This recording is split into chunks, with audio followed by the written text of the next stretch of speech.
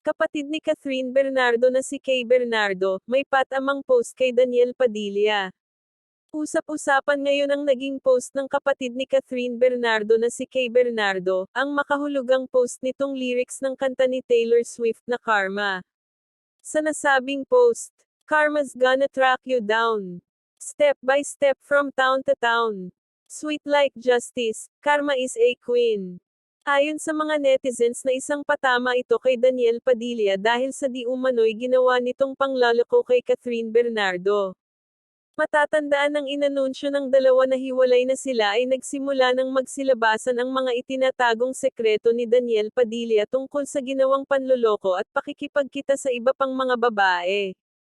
Si Andrea Brillantes at si Jillian Becencio ang itinuturong dahilan ng paghihiwalay ng dalawa.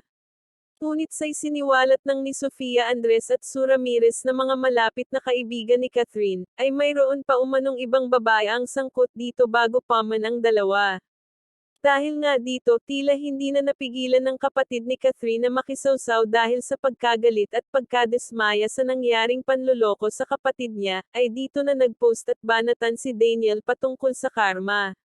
Samantala, sa kabila ng mga pangbabatikos ng mga netizens kay Daniel Padilla, nilinaw ni Catherine na hindi siya tatanggap o sasagot sa anumang katanungan sa kanya patungkol sa kanilang naging hiwalayan, at hiniling na sana ay hayaan muna silang maghilam ang kanilang pinagdadaanan.